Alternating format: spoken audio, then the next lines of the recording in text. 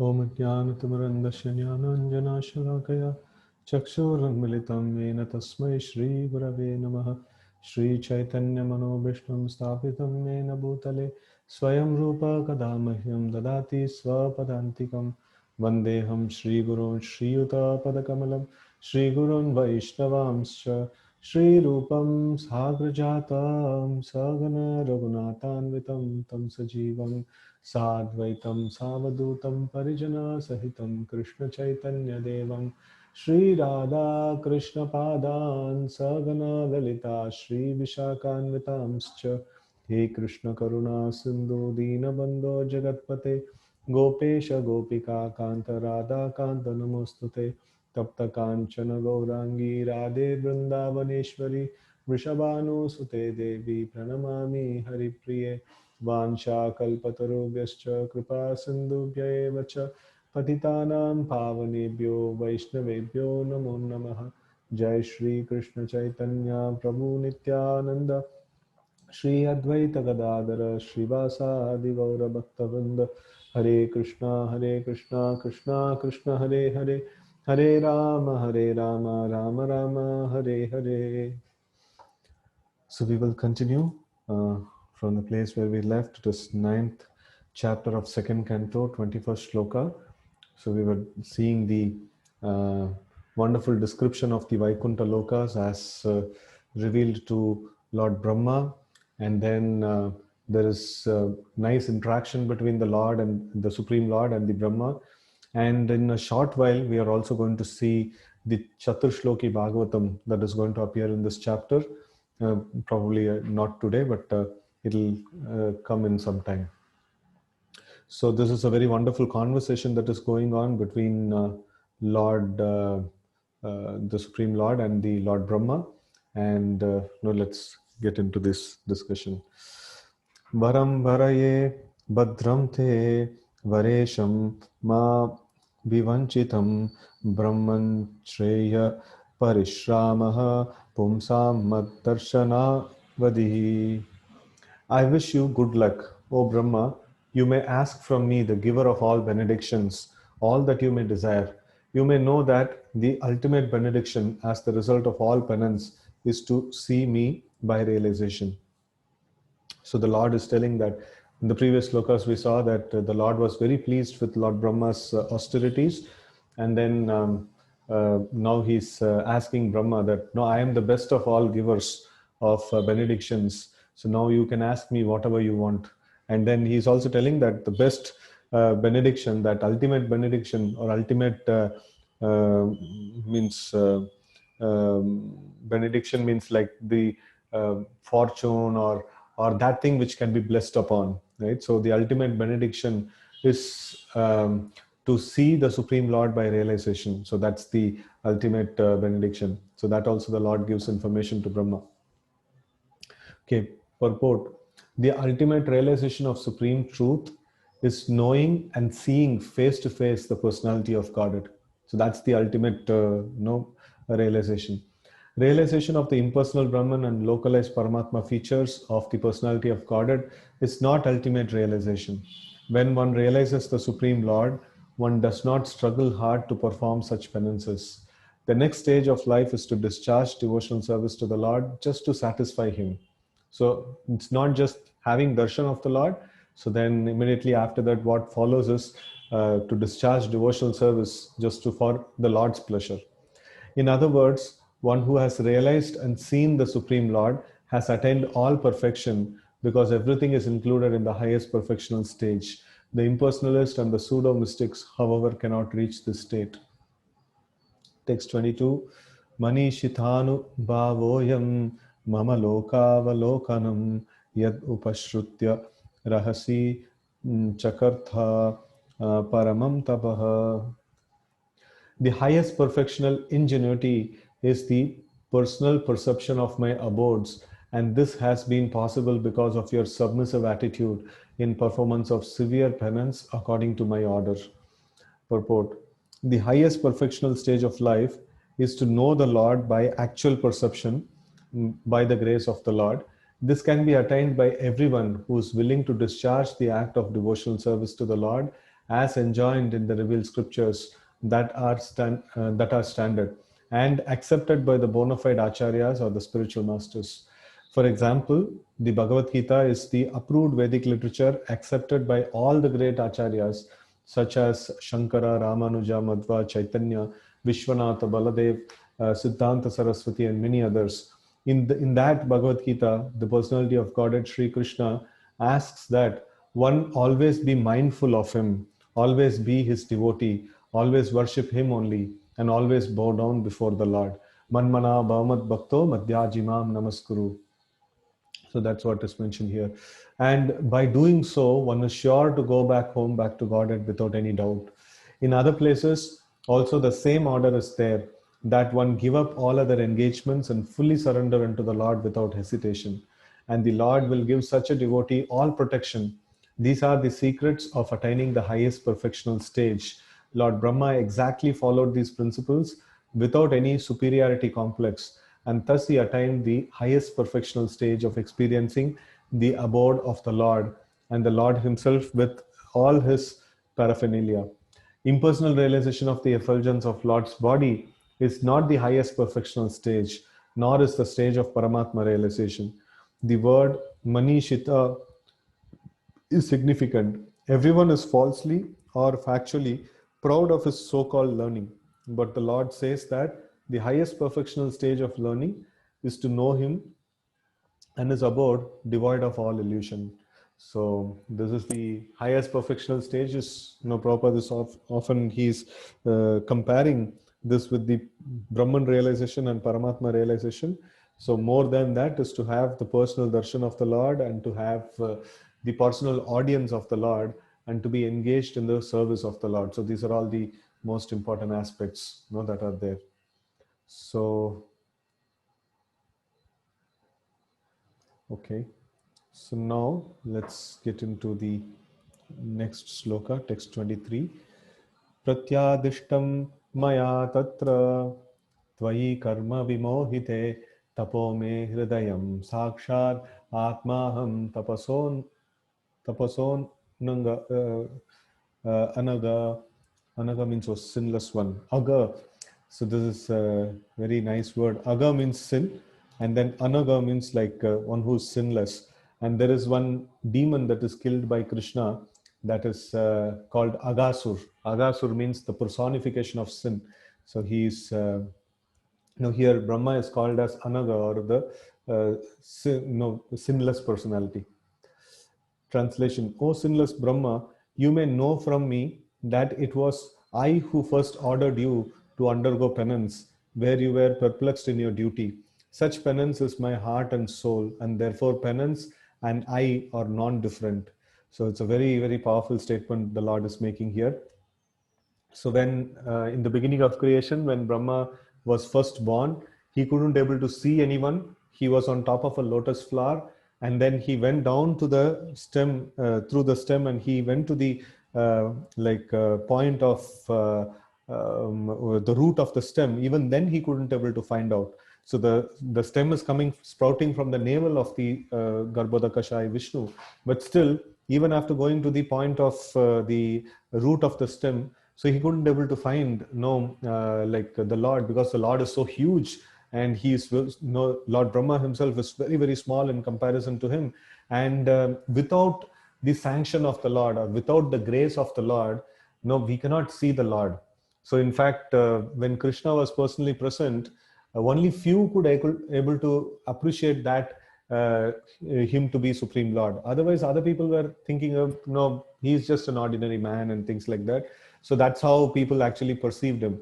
So sometimes people say like, no, show me God, and where is God, and things like that. Even if God were to appear in front of you, you will not be able to understand that this is the Lord.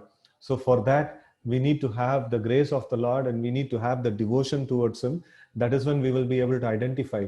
So even when the Lord comes physically, as an incarnation, only few fortunate souls who have devotion to the Supreme Lord can understand him and reciprocate with him or interact with him in that way, right?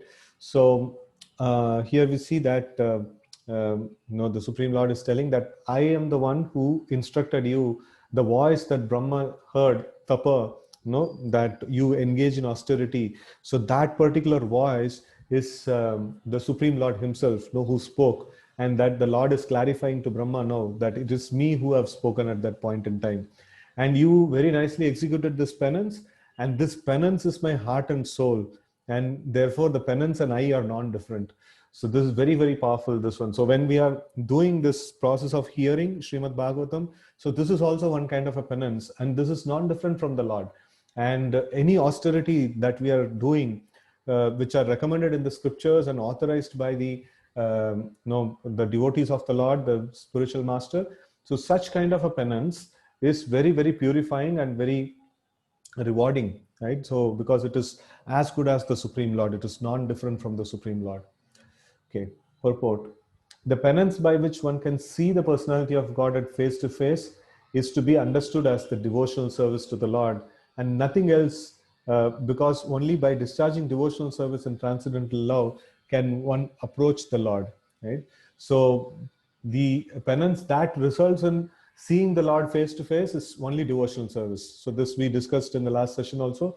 Without devotional service, we can never expect to see the Lord face to face. So there are so many other types of penances, karma yoga, jnana yoga, dhyana yoga, and things like that. In none of them, we will come to a point of seeing the Lord face to face, because only bhakti yoga has the capacity, to attract the Lord. The Lord himself tells in Bhagavad Gita, bhaktya mam abhijanati. So I can be known by the process of bhakti, right? So in that way, like here it is mentioned that if Lord Brahma is seeing the Lord face to face, then the tapasya that he has executed is devotional service or bhakti yoga.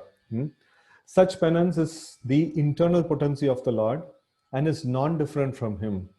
Such acts of internal potency are exhibited by non-attachment for material enjoyment. The living entities are engaged in the conditions of material bondage because of their propensity for overlordship. But by engagement in devotional service of the Lord, one becomes detached from this enjoying spirit. The devotees automatically becomes detached from worldly enjoyment, and this detachment is the result of perfect knowledge. So when the detachment comes, when there is knowledge. And what is the meaning of knowledge? Knowledge means not that I've heard something, memorized something, and then kind of retention in my memory power. No, that is not called as knowledge. Whenever we come to this point or this word knowledge in the spiritual terminologies or jnana, so we should understand that means I have come to a point of understanding what is matter and what is spirit. I am clearly seeing whatever is matter, and no, I myself as a spirit soul. No, there is that clear distinction that when it comes, that is called knowledge, right? So in that point, no, the detachment is also in the highest level. So if I'm the knowledge is not the retention power or the power to memorize things and the power to remember things and things like that. No, that is not knowledge. These days, before when I used to give class, I was not very much focusing on this point.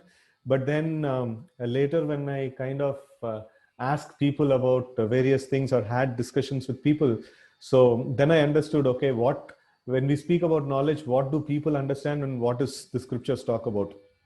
So there is a gulf of difference. So knowledge means the concomitant factor or the symptom of knowledge is detachment in this material world. No, that's a natural symptom of knowledge, because knowledge means he understands that I am spirit soul. So when I am spirit soul, then what I am doing with this matter over here, no, that's the immediate detachment that can be seen. So that's the aspect of knowledge, right? So here it's mentioned the devotees automatically become detached from worldly enjoyment, and this detachment is the result of perfect knowledge.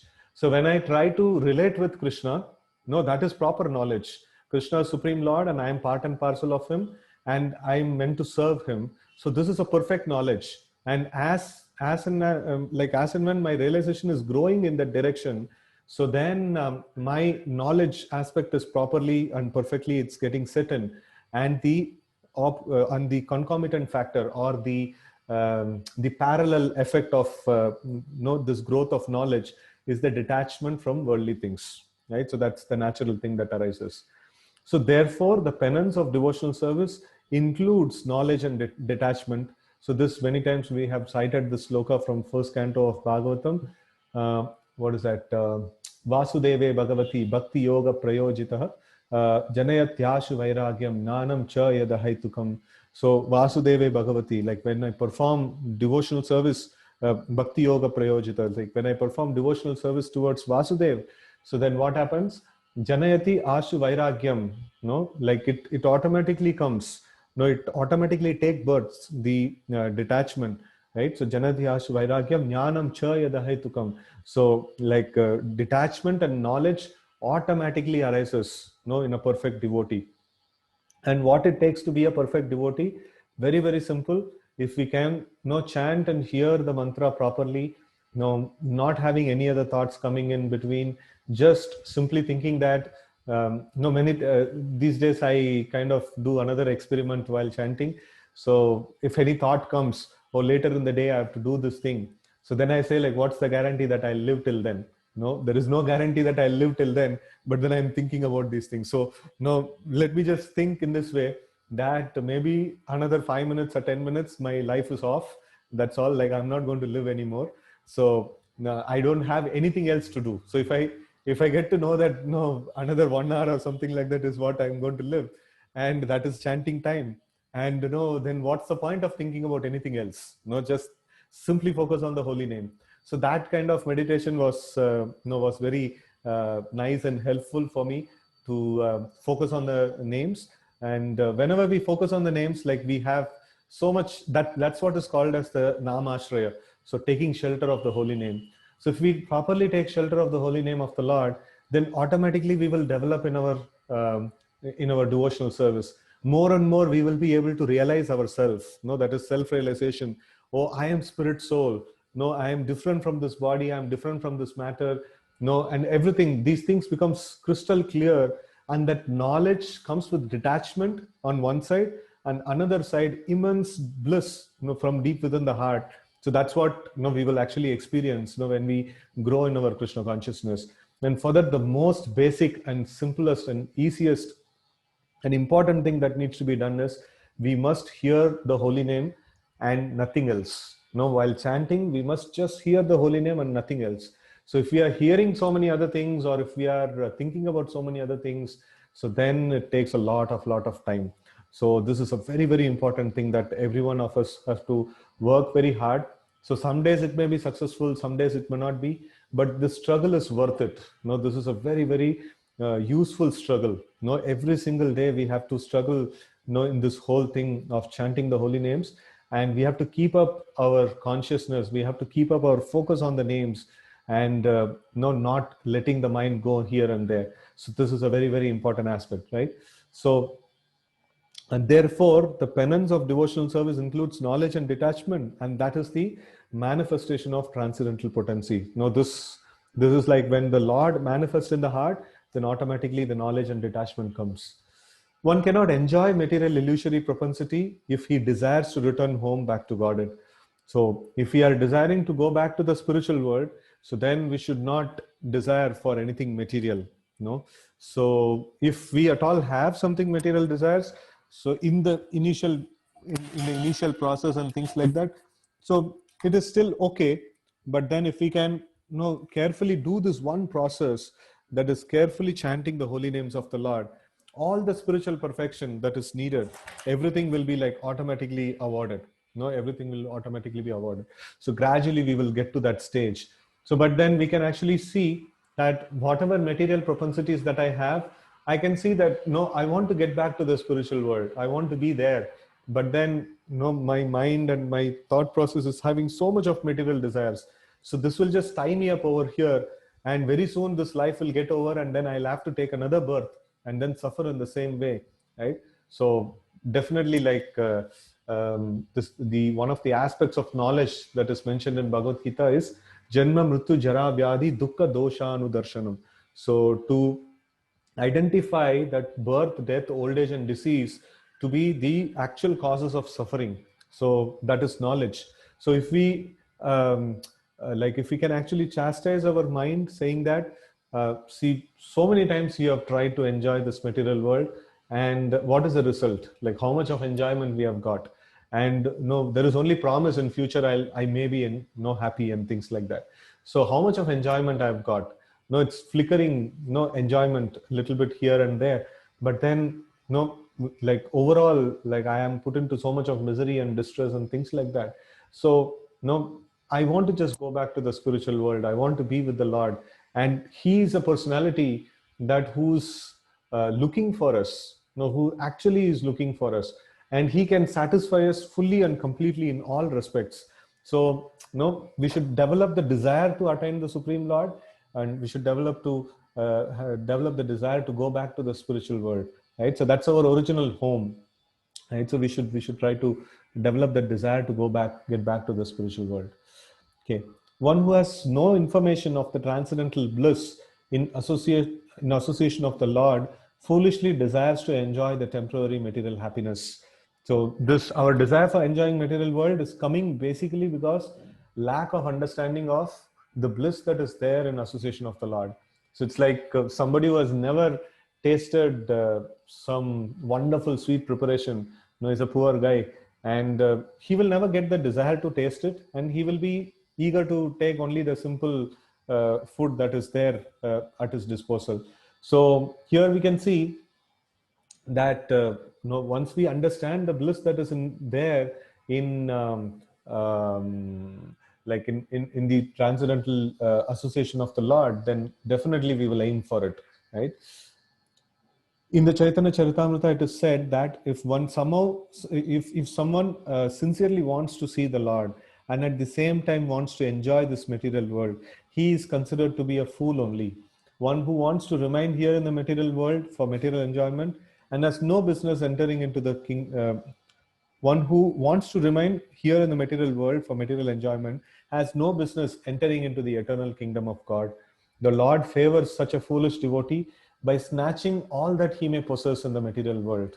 So the Lord says, Yashaham anugrahami, Karishya Shaddanam Shanaihi. So that means when a devotee is worshipping the Lord sincerely, but then he is not giving up his material attachments, then the Lord says, I snatch everything from him so that he'll be fully attached to me, right? So in that way, sometimes the Lord does, when the Lord becomes very merciful upon a devotee.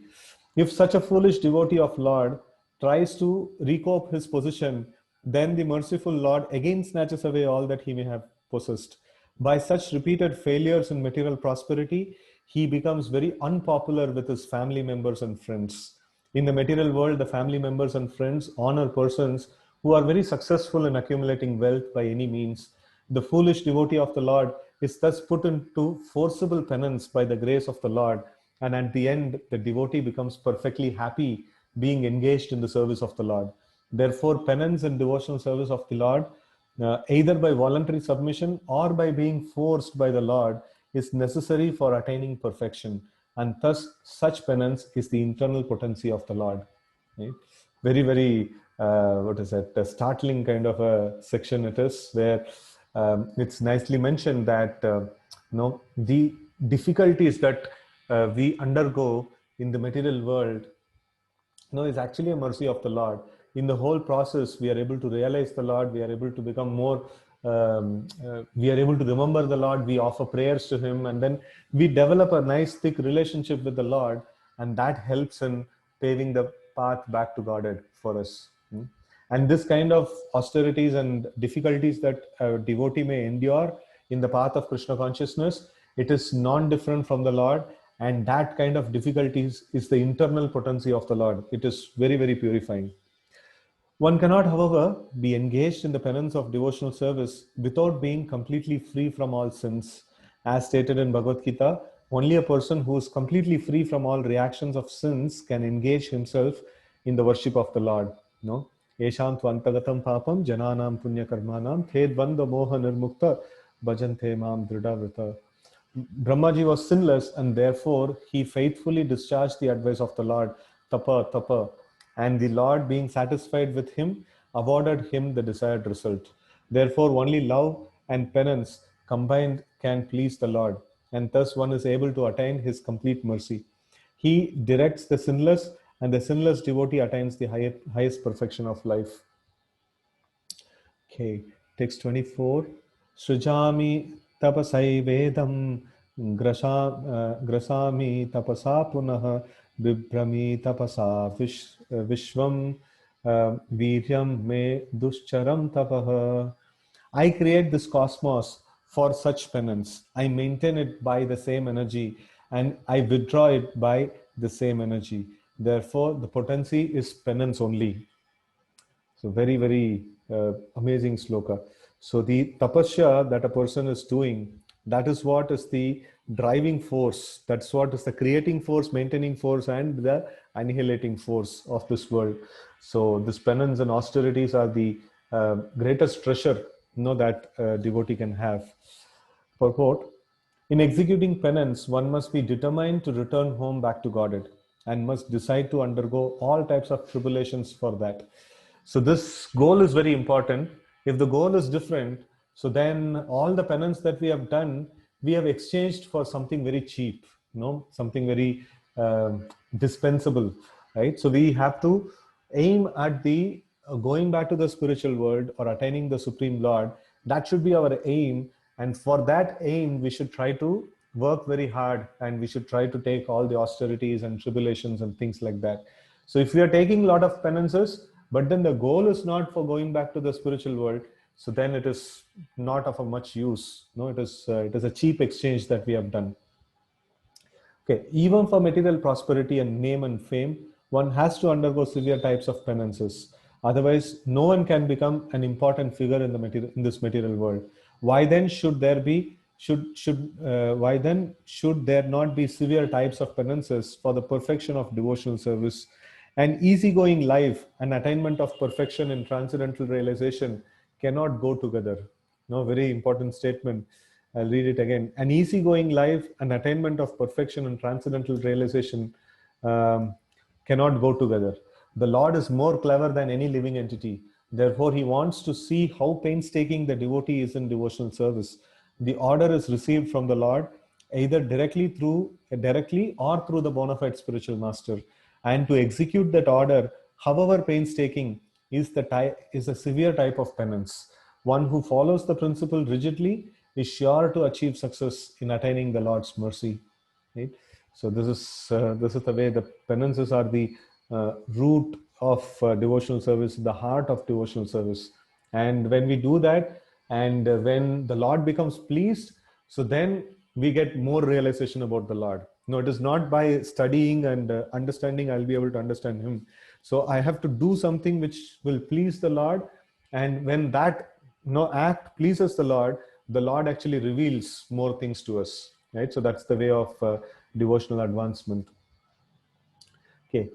Bhagavan, okay, this is Brahma Uvacha. So after Lord speaks all these things, Lord Brahma is responding to it. Brahma Uvacha, Bhagavan Sarva Bhutanam, Adyaksho, Vasito Guham, Vedahi, Apradiruddena, uh, Pranje, sorry, Prajnanena, Chikishitam. Lord Brahma said, O personality of Godhead, you are situated in every living entity's heart as supreme director, and therefore you are aware of all endeavors by your superior intelligence without any hindrance whatsoever. Right? So the Lord can know everything that is happening. Lord is Ishvara Sarva Bhutanam Hridadesha Arjuna Tishtati. So this is what Krishna says in Bhagavad Gita, that Ishvara, the Supreme Lord, is where he is there. Sarva Bhutanam, in every living entity is there. And where in every living entity? No, Hridadesha, like in the heart, in the region of heart. So like very, very clearly it is mentioned, the Paramatma resides in the region of heart of every living entity. So the Bhagavad Gita confirms that the Lord is situated in everyone's heart as witness. So this is Upadrishta, Anumanta, Bharta, Bhokta, Manishina. So that's another thing that the Bhagavad Gita says. The Lord is situated in everyone's heart, and he is doing this act of witness, Upadrishta. And as such, he is the supreme director of sanction, Anumanta. So these two very important functions, the Paramatma functions in the sitting in the heart. He witnesses everything that we are doing. So that means he knows everything that we are going through. He perfectly understands what we are and no, everything about us he knows. No, from inside out he knows. And then he is also sanctioner, Anumanta. No, he is the permitter of all the actions. So we desire something, until unless it is sanctioned by the Lord, the action cannot happen. So it has everything that happens in our life, it has the sanction of the Lord. So in that way, like we see that a pure devotee of Lord, he is always thinking that whether it is happiness or distress that he is faced with, he always thinks, oh, this has been given to me by the Lord. I will take it, because it is given to me by the Lord, so I will let me take it. So that's the mood in which actually a devotee actually approaches the situations of life. In fact, he says that this is Mahaprasad because it is sanctioned by the Lord and it is given by the Lord. So then it is Mahaprasad. Whatever situation he is putting me in, that is the will of the Lord. So I will happily go through those situations, right? So okay, so the director is not the enjoyer of the fruits of action, for without the Lord's sanction, no one can enjoy. The director is not the enjoyer of fruits of action, for without Lord's sanction, no one can enjoy. So the in the sloka, which is continuing this witness and the sanctioner, so in that it is mentioned that Upadrishta Anumanta Bharta means the one who is taking care of the needs and necessities of the living entity. Bhokta, the Lord is also considered called as a Bhokta. Bhokta means the enjoyer of everything that exists. So he is the ultimate enjoyer of everything that exists. But here it is particularly mentioned, the director is not the enjoyer of the fruits of action. No, for without the sanction, Lord's sanction, no one can actually, no one can enjoy the anything of this world. So one important aspect is the Lord is the ultimate enjoyer of everything that exists, and only by the sanction of the Lord we get a perception of that we are enjoying a particular thing.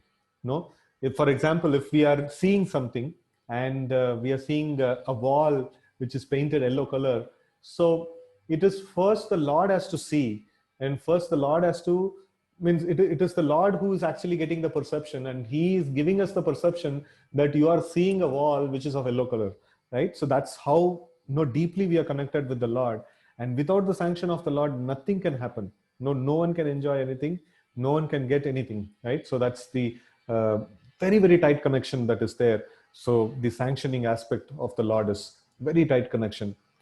So for example, in a prohibited area, a habituated drunkard puts forward his application to the director of drinking, and the director considering his says the case, sanctions only a certain amount of liquor for drinking. Similarly, the whole material world is full of many drunkards in the sense that each and every one of the living entity has something in his mind to enjoy, and everyone desires the fulfillment of his desire very strongly. The Almighty Lord, being very kind to the living entity, as the Father is kind to the Son, fulfills the living entity's desire for his childish satisfaction. With such desire in mind, the living entity does not actually enjoy, but he serves the bodily whims unnecessarily without profit. The drunkard does not derive any profit out of drinking, but because he has become a servant of the drinking habit and does not wish to get out of it, the merciful Lord gives him all facilities to fulfill such desires. So the material, what is it? The material sense gratification means misery. No, ehi samsparshaja bhoga dukkha yone evate adyantavanta kaunteya nateshu ramate buddha. So the material sense gratification means misery. Then why is the Lord giving? Because the Lord has taken the role of the witness and the sanctioner, and also like eko bahunam yavidadati kaman. So he is in the position of giving the needs and necessities of all the living entities, and no, the Lord just supplies. And one very nice example is one of my students. She called me, and I think I shared in one of the reading sessions also here. No, she has a son who is going to the college. No, he's addicted to drugs. He's addicted to all kinds of nonsensical things, and no, he demands money from his parents. And if the parents don't give money, he will beat up the parents. No, he'll beat up the parents. And one time his father had to be admitted in the hospital, and just because he's not, he told like, no, how much you will have all these drugs and stuff, like I'm not going to give. So then he'll beat up the parents. So that's exactly the condition of the Lord. So she was actually sharing this particular thing, and I'm going through hellish condition in my life, and I'm I feel like better I would have not had this son only. Like he's creating such a hellish condition in my life. So the mother is fearful. Whenever the son comes into the home, the mother is fearful. So what will happen? And due to the corona situation, like the father is there in somewhere in some other place, and the mother had to deal with this person alone. In between, they had put him in some hostel, but then he created such a ruckus there, they sent him home back. And so many times she has to out of fear of him, like he'll give whatever money he asks, he'll give. And sometimes they try to put some restrictions and things like that and all. So these kind of things are happening. When she was discussing with me, I told that this is exactly the condition of the Supreme Lord. The Lord doesn't want us to enjoy these material things, but then we are so much addicted. Here Prabhupada also gives the very nice example. We have become like drunkards, who are attached to the drinking habit. We have become attached to the sense gratification so much to the core that we don't want to get out of it. And then if Krishna doesn't supply the sense gratification, then immediately we start accusing him, saying that what kind of God you are, what you have given me, and things like that. So this is exactly when I told this thing, that lady, she could able to understand, oh, how much the Lord is going through. Oh, we are giving such a pain to the Lord every time, right? So he's like a loving father and looking for when this child of mine will give up all this nonsensical sense gratificatory things and then come back to me. He's very, very eagerly awaiting for that. And then like we are like this addicted child who beats up the parents. Every now and then we call names on the Lord, saying that no, you have not supplied my sense gratification fully, right? So anyways, so that's the condition of the Lord in the material world. He has to keep supplying the sense gratificatory needs of people, and any breakage in that, then people will call names on him, right? So okay, so here it's mentioned that the impersonalists recommend that one should become desireless, and others recommend banishing desires altogether. So this that is impossible. No one can banish desires altogether, because desiring is the living symptom. Without having desires, a living entity would be dead, which is not. Therefore, living conditions and desire go together. So what is that? This void meditation, and then making the mind completely zero and things like that. So that's something like that's not supported. And here it's very clearly mentioned that living entity, no soul, means to have desire. So that's inseparable thing. So it's only changing the desire from negative to positive. That's what is the case. It's not making desire zero. That's never the case. So perfection of desires may be achieved when one desires to serve the Lord, and the Lord also desires that every living entity banish all personal desires and cooperate with his desires. That is the last instruction of Bhagavad Gita. Brahmaji agreed to this proposal, and therefore he is given the responsible post of creating generations in the vast universe. Oneness with the Lord therefore consists of dovetailing one's desires with the desire of the Supreme Lord. That makes for the perfection of all desires. So the best perfection is to desire in the in the footsteps of the Lord, or desire to execute the desire of the Lord. That's the best form of desire. The Lord, as a super soul in the heart of every living being, knows what is in the mind of each living entity, and no one can do anything without the knowledge of the Lord within. By his superior intelligence, the Lord gives everyone the chance to fulfill his desires to fullest extent, and the resultant reaction is also awarded by the Lord. So this is how the Lord is actually doing things. The Lord, as a super soul in the heart, knows everything what is there, and no one can do anything without the knowledge of the Lord. So, and by his superior intelligence, the Lord gives everyone the chance to fulfill the desires to fullest extent, and the resultant result is also given by the Lord. So that's the every single aspect in our life, we have to be dependent on the Lord, right? So we are being getting things from the Lord, right? So we should acknowledge that, and then that favorable acknowledgement is what is called as the devotional service.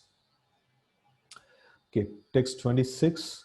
Tatapi nata manasya nata nata natitam paravare yata rupe jani yam te tva arupinaha. In spite of that, my Lord, I am praying to you to kindly fulfill my desire. May I please be informed how, in spite of your transcendental form, you assume the mundane form, although you have no such form at all. Okay.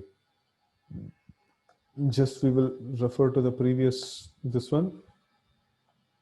The personality of Godhead, you are situated in everyone's heart and you are supreme director.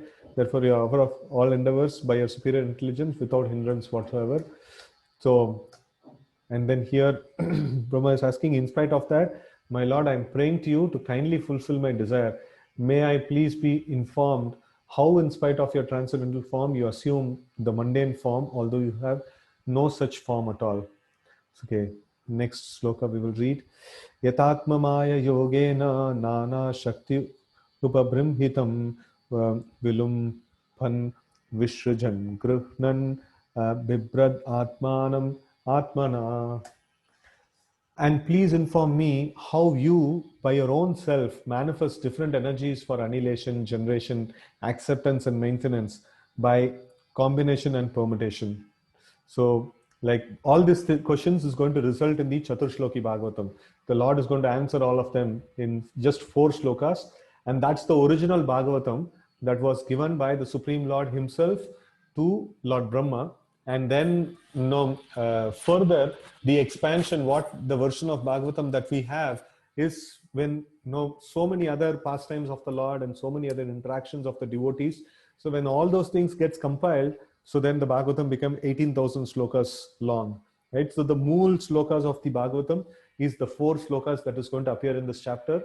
So that is called the Chaturshloki Bhagavatam. That's the root or heart of the whole entire Bhagavatam. Okay, so here it's mentioned, let's see the purport. The whole manifestation is the Lord Himself by diffusion of His different energies only, namely His internal, external, marginal. So this is very important aspect. The whole creation is nothing but the Supreme Lord and His energies. So what are the energies of the Lord? The energies of the Lord are internal, external, and marginal. Internal energy consists of the entire spiritual creation, and external energy consists of the entire material creation, and marginal energy consists of the living entities. So all these things put together, it covers the entire thing that exists in the whole creation. Nothing else exists apart from these things, right? The Lord exists, His internal energy exists, His external energy exists, His marginal energy exists. That's it. There is nothing else in the entire creation. And this, Prabhupada often gives this example of sunlight. So he is giving here also. Just as the sunlight is the manifestation of the energy of the sun planet. That's how the Lord and His energies are, right? Such energy is simultaneously one with and different from the Lord, just as the sunshine is simultaneously one with and different from sun planet. The energies are acting by combination and permutation by the indication of the Lord. And the acting agents like Brahma, Vishnu, Shiva are also different incarnations of the Lord. In other words, there is nothing but the Lord, and still the Lord is different from all such manifestive activities. How is it will be explained later on.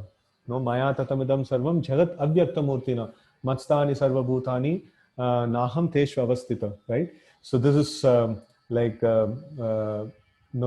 Lord says that everything that exists is existing because of the energy of the Lord, and everything in one sense we can call it's not different from the Lord, but still, the Lord says, I am different and all these manifestations are different.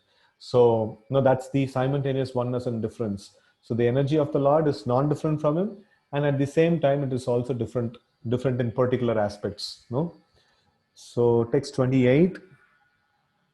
Krida shamoha sankalpa urnanabir yatornute tata tad vishayam dehi manisham maimadava. O Master of all energies, Please tell me philosophically all about them. You play like a spider that covers itself by its own energy, and your determination is infallible. So, this is another amazing example.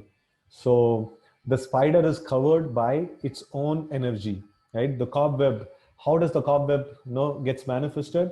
It comes from the body of the spider. The spider's, I don't know, the spitting or some kind of a process. The spider generates the cobweb, and then the spider is covered by the cobweb, right? So this is kind of an indication of how the Lord and his energies work. But then the Lord has much more better control of his energies than the spider having control of his cobweb. So, and here in exclusion, that means there is nothing exists apart from the Lord and his energies. That's how vast and incomparable the thing is. But then this gives an understanding. The spider and the cobweb gives a kind of understanding. All that is manifested here, it's all come from the Lord. Even from the sloka of Om Purnamada Purnamidam Purnat Purnamudachyate Purnasya Purnamadaya Purnameva Vasishyate. So in that also, like we see that many complete units emanate from that original complete unit, that is the Supreme Lord. And how many of our complete units emanates from this original complete unit? Still the Lord remains the same complete. There is no deterioration.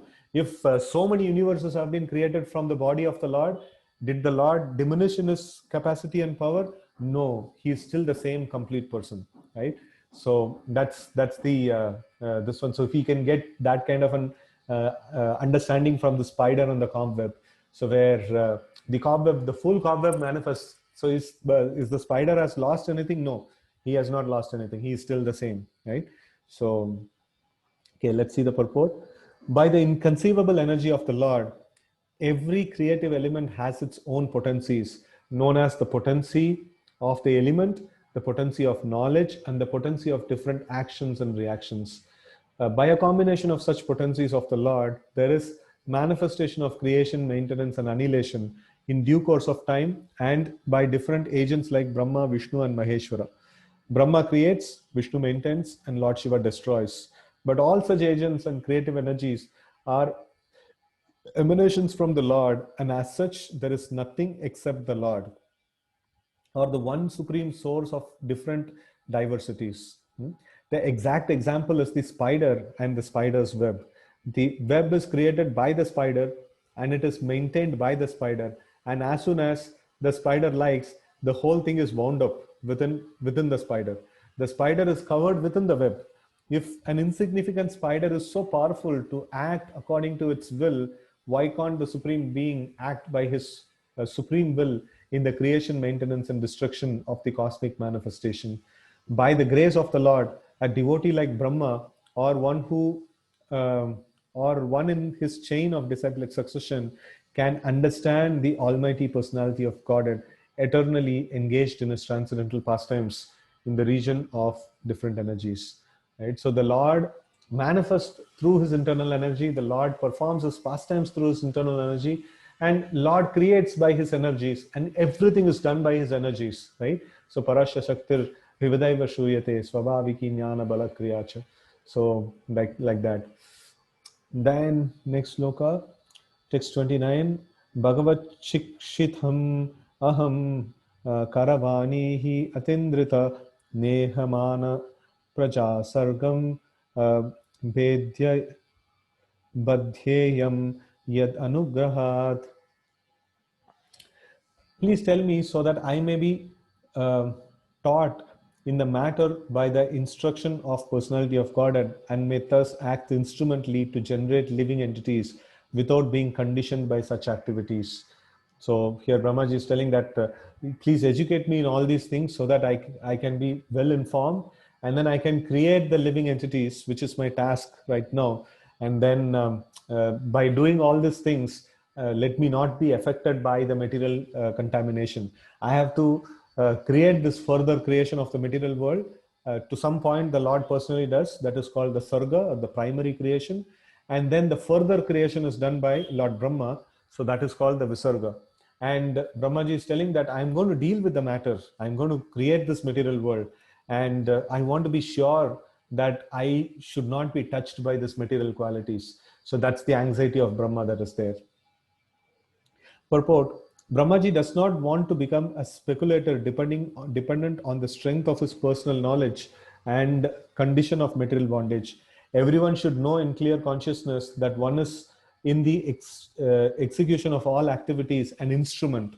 So we should have clear understanding. This is a very, very important point Srila Prabhupada is making, that all the time we should understand we are just an instrument in whatever activities we are doing, whatever we are executing.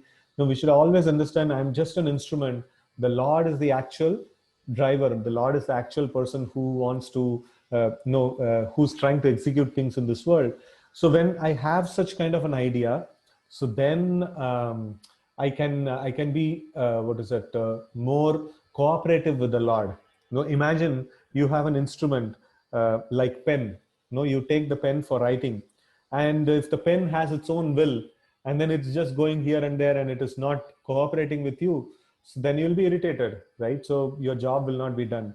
So in the same way, we are instrument like a pen in the hands of the Lord, and if we can do things as the Lord wishes, so then we will be a nice instrument in the hand of the Lord. So even Krishna mentions that nimitta matram bhavasavya sashrin.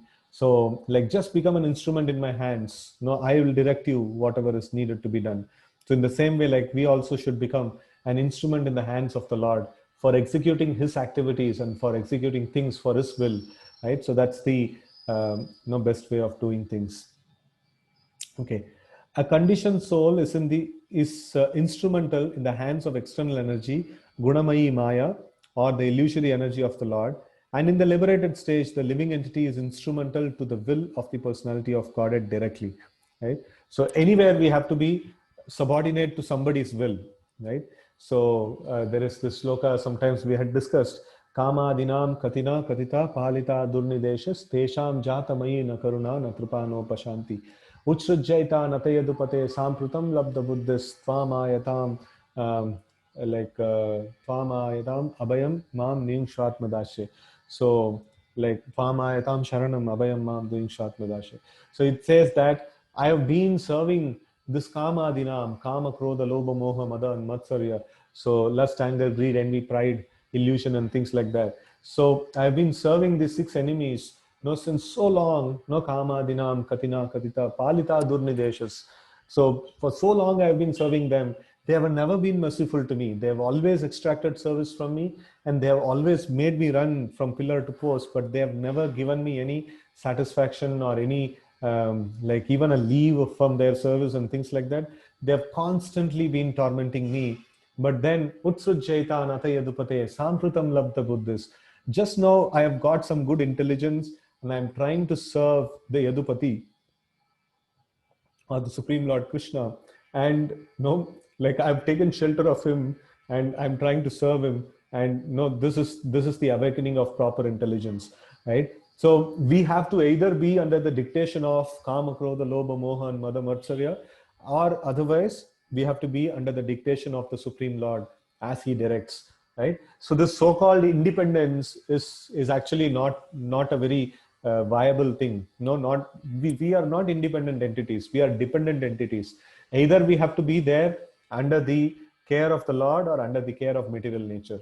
Just like sometimes Prabhupada gives this example: a citizen, either he should be ruled by the government properly as a legal citizen, whatever taxes are there, he should fill in, and whatever rules and regulations, including the road rules, including the whatever rules and regulations are there by the government, a citizen must follow. If he doesn't follow, then he'll be put in the jail and he'll be made to follow the rules and regulations forcibly there, right? So that's the same. That's what we have created, right? So same thing, the Lord is also having the same thing, right? Either we listen to the Lord directly and happily live with him, or we'll have to choose the other aspect, the material world, where we will be dictated by the Kama, Krodha, Lobha, Moha, Mada, and Matsarya. So they're all like the jailers, in the material world, and no one is free from the influence of them. Everyone is completely captured by them, right? So to be instrumental to the direct will of the Lord is the natural constitutional position of the living entity, whereas to be an instrument in the hands of illusory energy of the Lord is material bondage for the living entity. In that conditioned state, the living entity speculates on absolute truth and his different activities. But in the unconditioned stage, the living entity directly receives knowledge from the Lord, and such a liberated soul acts flawlessly without any speculative habit. The Bhagavad Gita 10:10 to 11 confirms emphatically that the pure devotee who are constantly engaged in loving transcendental service of the Lord are directly advised by the Lord, so much so that the devotee unwaveringly makes progress on the path home back to God. And pure devotees of the Lord are therefore not proud of their definite progress, whereas the non-devotee speculators is in the darkness of illusory energy, and is very much proud of his misleading knowledge based on speculation without any definite path. Lord Brahma wanted to be saved from the pitfall of pride, although he was posted in the most exalted position within the universe. Okay? So, like Lord Brahma is really very humble. No, he's praying to the Lord that no, I don't want to be affected by the this one pride and prestige and things like that that would come by being the head of the universe, right? So, and he's praying to be very humble as a devotee of the Lord. So with this, we will stop here for today's discussion. And today evening, we are going to have a very, very special program. So today is the auspicious Bhadra Purnima. And on this day, reciting of Srimad Bhagavatam is very nice. Already we have heard a little bit of Srimad Bhagavatam in the afternoon. But then in the evening, we are going to have this Bhadra Purnima celebration. And we will be hearing of the glories of Srimad Bhagavatam. And then we will also be like reciting the first and second chapter Sanskrit shlokas of Srimad Bhagavatam.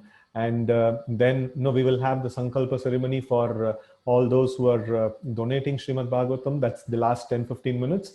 But then the first 45 minutes will be the glories of Srimad Bhagavatam. And then we will have the what is it, recitation of the first and second chapter of the first canto of Srimad Bhagavatam. So thank you all very much for joining.